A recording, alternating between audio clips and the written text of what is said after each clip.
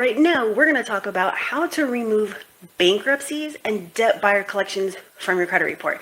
And it's really not as difficult as you would really think. Now, what method are we using? We are using the credit sweep method. There's no, online disputes, there's no templates, there's no phone disputes.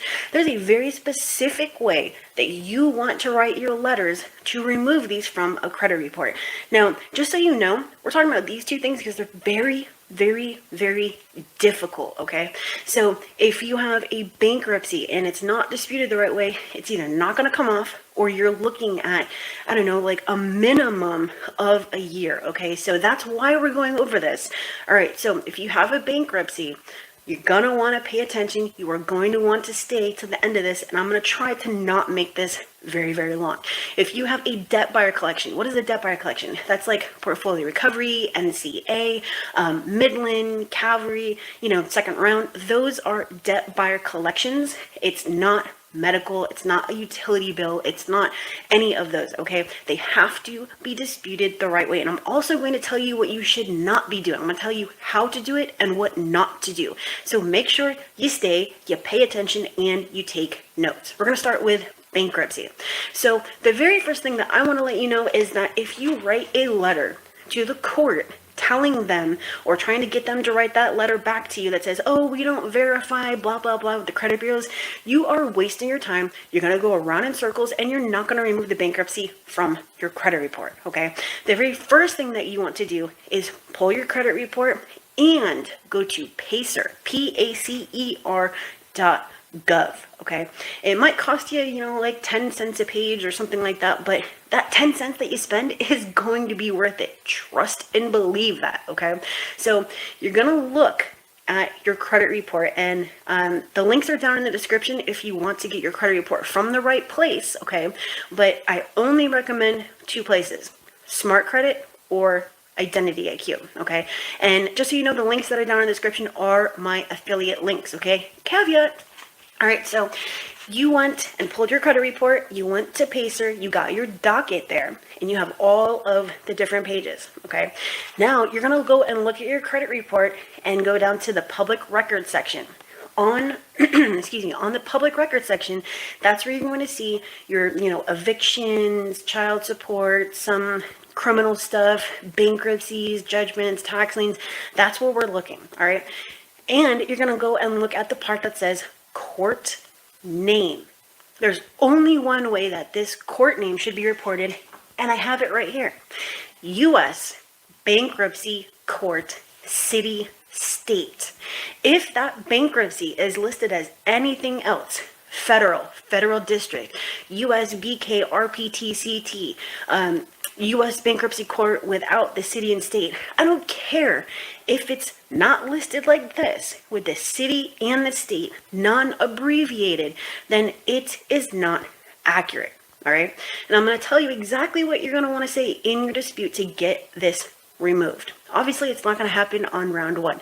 You're going to have to fight to get it removed, but when you're using factual-based disputes, that's what they do. That's all part of the process. It's a game of inches. And at the end of this, we are going to win, but it's going to be a fight, okay?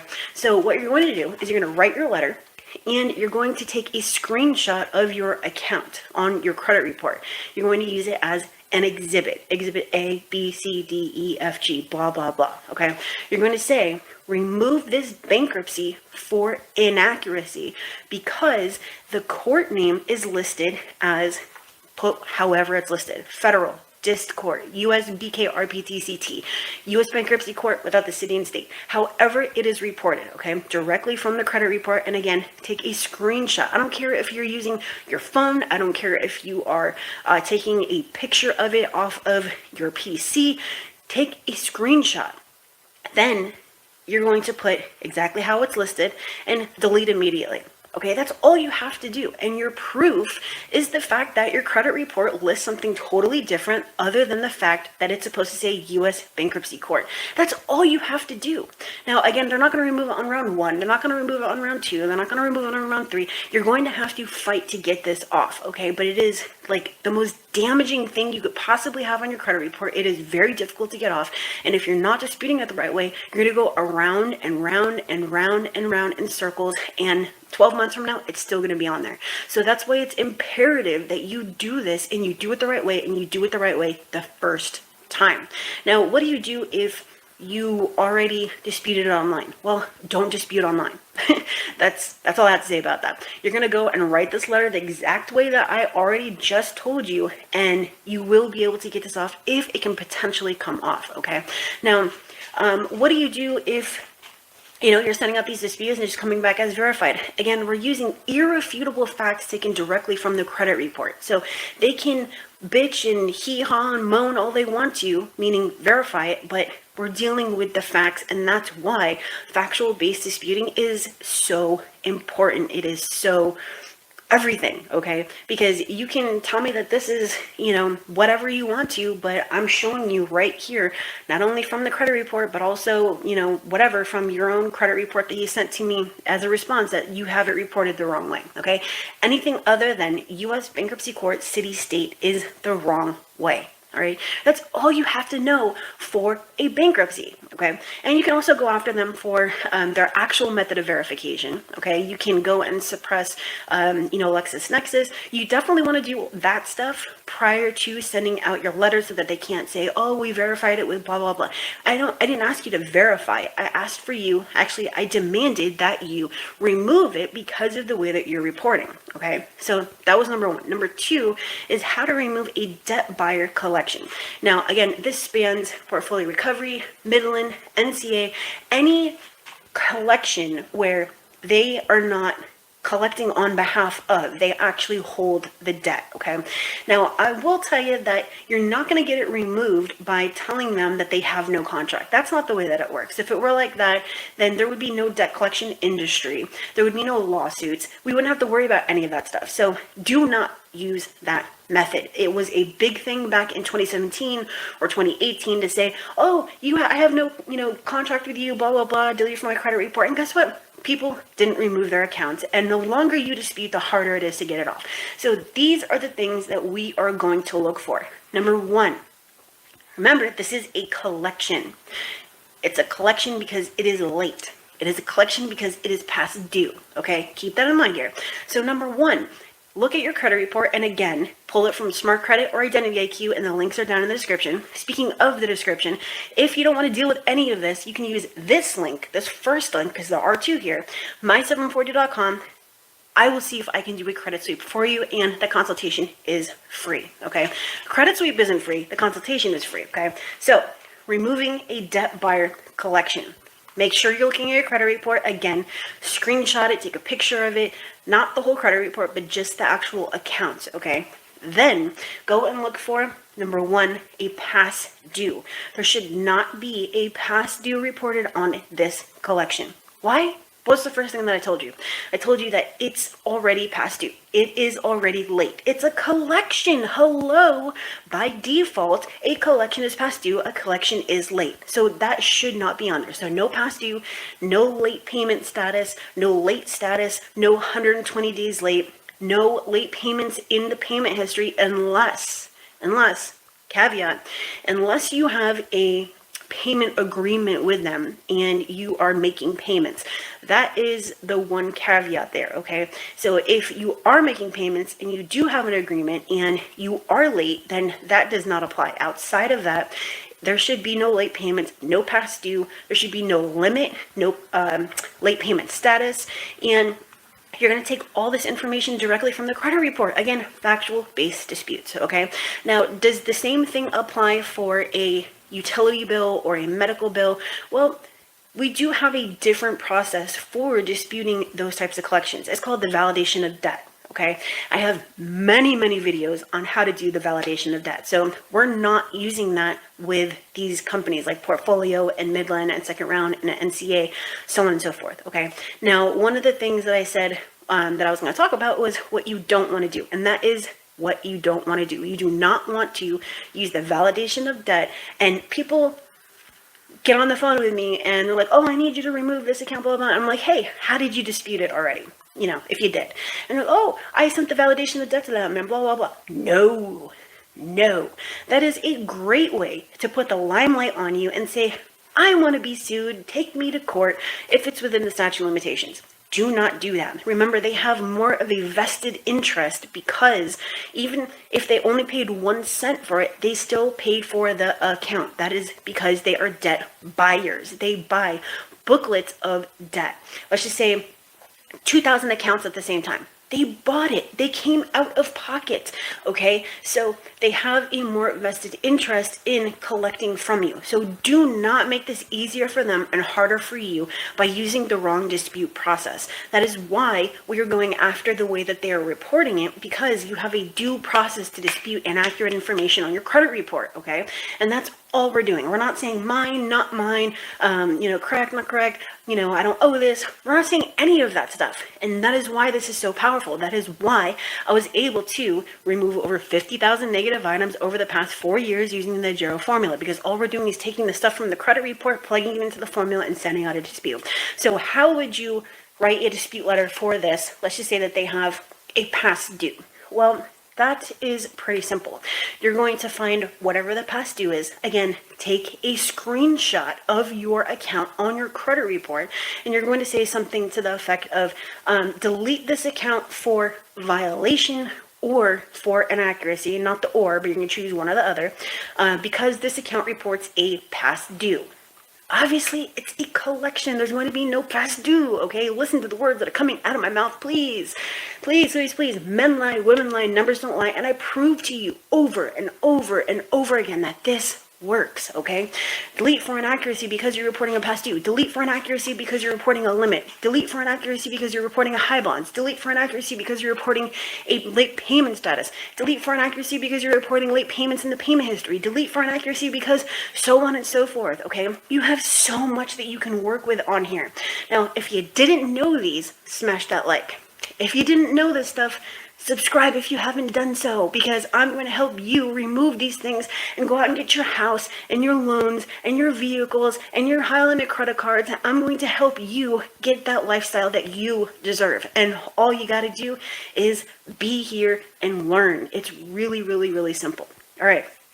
Now, what if you did all that and the account is still on there? Hello, we have violations. You disputed it. Did they enter the required notice of dispute within 30 days from the date of first receipt? If they didn't, now we're talking about a violation pursuant to Section 623. The bureaus didn't enter it, okay?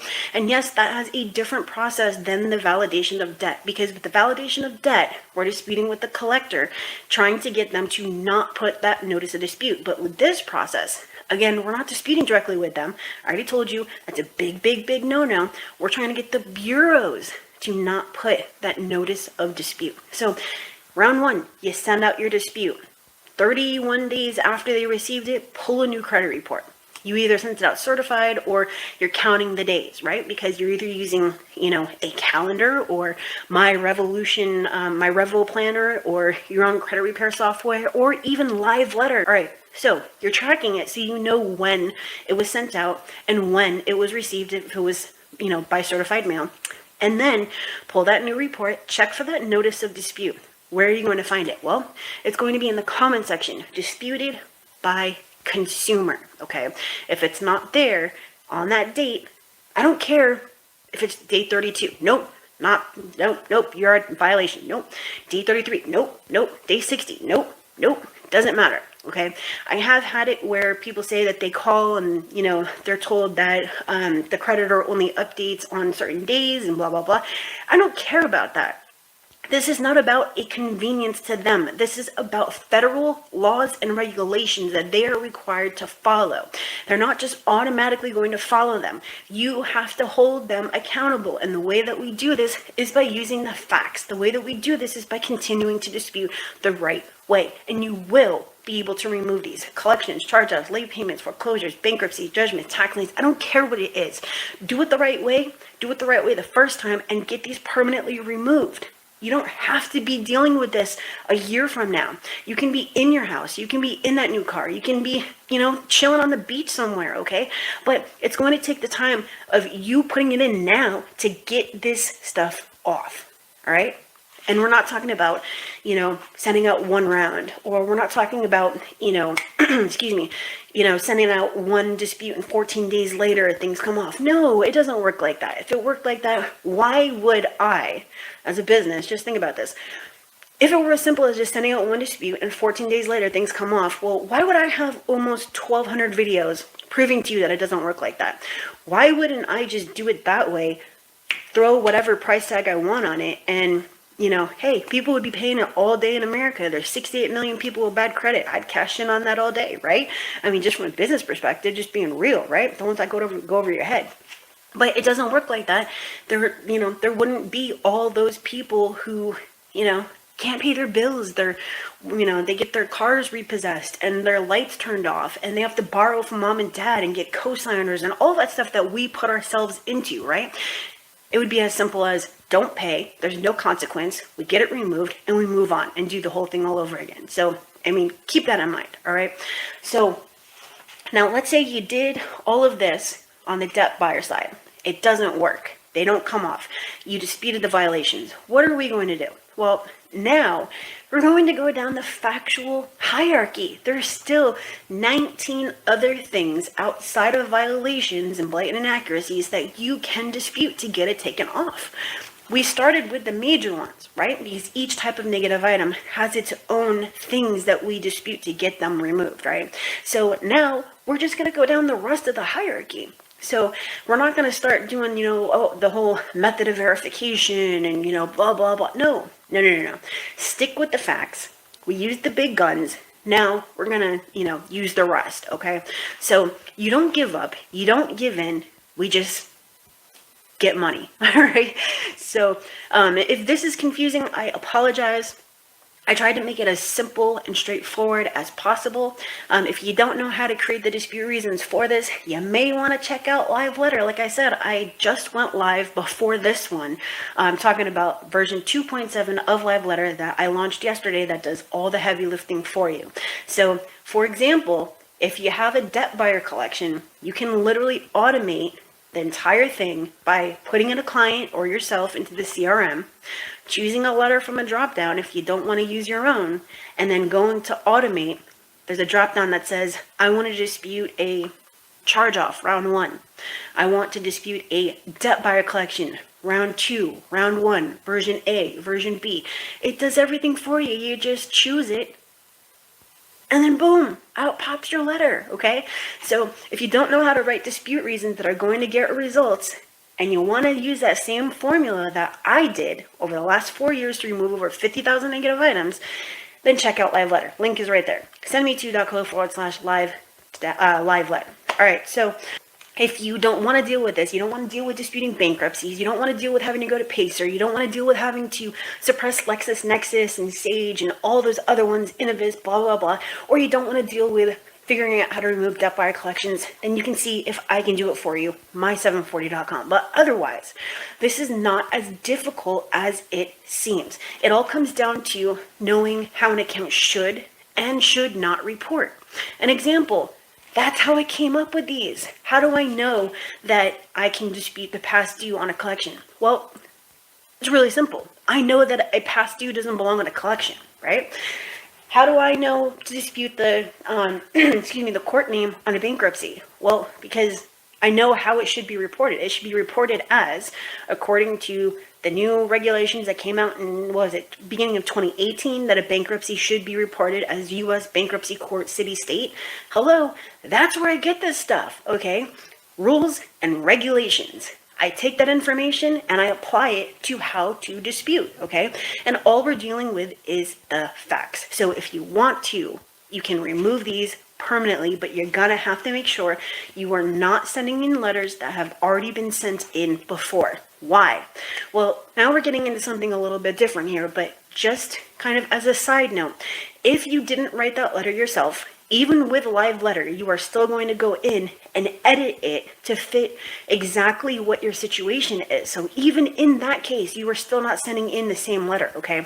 If you send in a letter straight off the bat, let's just say a 609 letter or a 1681 letter, and excuse me, all you're doing is copying and pasting your information in and sending the letter in, it's going to come back as verified as accurate with zero investigation. You need to make sure that you take the time, invest in yourself, just a couple of minutes to write a letter based off facts on your credit report, because again, you have a due process to dispute inaccurate information on your credit report, to remove it. That's all it comes down to.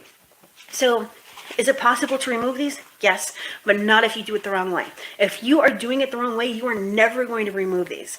Or you are, but they're going to come off and come right back on.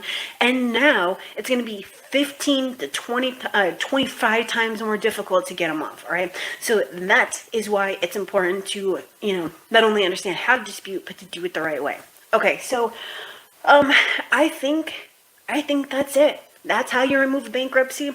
That is how you remove a debt buyer collection. And again, excuse me, the difference between a debt buyer collection and a third-party collection is that a third-party collection is where the collector they don't own the debt. They are collecting on behalf of. So an example is you go to the hospital down the street, you didn't pay, or your insurance didn't cover, a piece of gauze. You didn't know about it. It goes to collections. They do not own that debt. The hospital is going to have the collection agency collect on behalf of. So they still hold it. They still own it. It's just that they hired a company to go after you. That's the difference. With accounts like Portfolio Recovery and Midland, NCA, Calvary, Second Round, they purchase it from Capital One and these other companies, and then now they can go after you for 100% of it, okay? Regardless of the fact that they may have only paid $2 for your account, they're going to collect up to 100%. And yes, they have every right to do it. Why? That is how collections work. That's what you agreed to when you went to Capital One and you got the credit with them and you decided not to pay. You agreed to that entire thing in the terms and conditions or your application or your contract or whatever it was. You said, in the event that I don't pay, I 100% agree with you sending it out to another company to come after me for this debt. Okay, I mean, it is what it is. You got to start reading the terms and conditions. Okay, I don't ever sign up for something, literally now, not ever sign up for something without reading the terms and conditions, because that is how you get screwed. All right, so yeah, this may seem like it's difficult, but it's really, really not. Okay, I promise you that if you look at your credit report, and you can go and get one right now using the links in the description, you are going to see these inaccuracies. If you look at your bankruptcy, you're going to see that the court is not listed accurately. If you look at your debt buyer collections, you're going to see these exact same things. Limits and high balances and past dues and late payments and screwed up payment history and payments when you didn't pay. And then once you run out of those, you're going to see that the date last paid is there even though you didn't pay, or that the date last active is 3 different dates, or that they didn't put the notice of dispute, or they didn't update the date last reported even though they said that it was verified. So, hey, you got a lot to work with. You just got to understand how to do it, okay? So, and I will see you later. But make sure you smash that like, subscribe if you haven't done so that you too can remove negative items from your credit report, increase your credit score, and never have to deal with this again. And remember, men lie, women lie, but numbers don't lie. And I've been proving to you, going on 9 years now, that this is the way that you permanently and legally can remove negative items from your credit report, all right? So I'll see you later.